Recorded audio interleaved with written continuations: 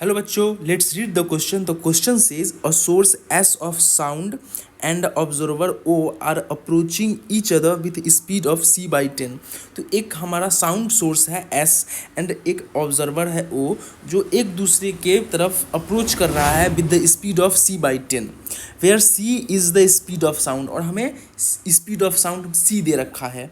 If source is emitting sound waves of frequency 900 hertz, तो हमारा जो साउंड सोर्स है एस, वो जो ओरिजिनल जो एक्चुअल फ्रीक्वेंसी साउंड वेव्स जो इमिट कर रहा है वो 900 हर्ज है. तो हमें बताना है apparent frequency observe by observer O is X times kilo hertz. तो हमें ये बताना है कि जो एक्चुअल अपीयरेंट जो फ्रीक्वेंसी ऑब्जर्व किया जा रहा है ऑब्जर्वर के द्वारा वो कितना है. यहाँ पर एक दे रखा है कि वो एक्स टाइम्स किलो हर्ज है. तो हमें फाइंड करना है एक्स की वैल्यू और उसके बाद उस एक्स को 10 से मल्टीप्लाई करके 10x हमको बताना है कितना होगा. तो इस क्वेश्चन को सॉल्व करने के लिए जो हम की कॉन्सेप्ट का यूज़ करेंगे वो है हमारा डॉपलर्स इफेक्ट. Doppler's effect. तो डॉपलर्स इफेक्ट क्या कहता है कि जब भी कोई साउंड सोर्स और कोई ऑब्जर्वर, अगर इन दोनों के बीच में कोई रिलेटिव वेलोसिटी होती है, कोई रिलेटिव मोशन होती है, तो जितना एक्चुअल फ्रीक्वेंसी जो सोर्स के द्वारा इमिट किया जाता है वो अपीयरेंट फ्रीक्वेंसी के कम या उससे ज़्यादा हो सकता है, इक्वल नहीं होगा.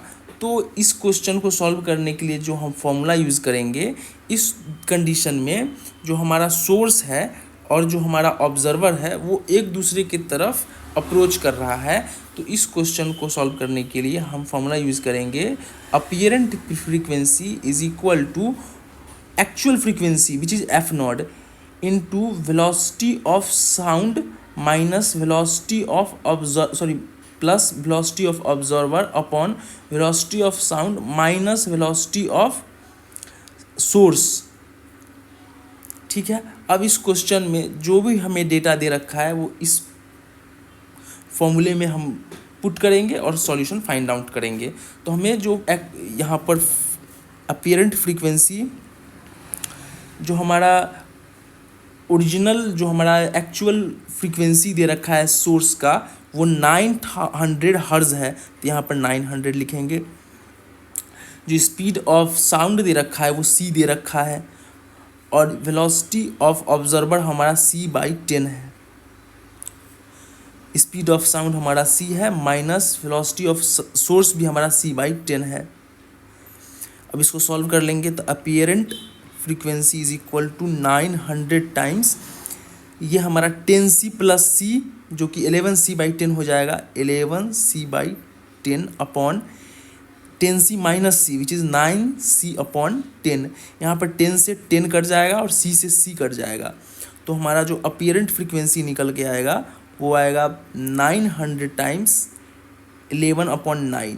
यहाँ 9 से हम इसको 100 टाइम्स को काट सकते हैं, तो हमारा अपीयरेंट फ्रीक्वेंसी जो है वो हो जाएगा 1100 हर्ज.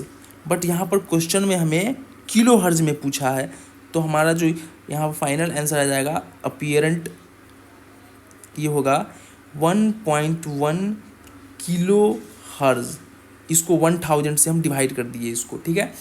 अब यहाँ पर हमें जो x की वैल्यू निकल के आई वो आई 1.1, क्योंकि यहाँ पर x टाइम्स किलो हर्ज है, तो यहाँ पर 1.1 टाइम्स किलो हर्ज है, तो यहाँ पर हमारा x की वैल्यू 1.1 निकल के आया. अब यहाँ पर हमें 10x की वैल्यू फाइंड आउट करनी है, तो यहाँ पर लिखेंगे x इज इक्वल टू 1.1 और जो 10x हो जाएगा हमारा वो हो जाएगा 11. The final answer is 11. Hope you understood it well.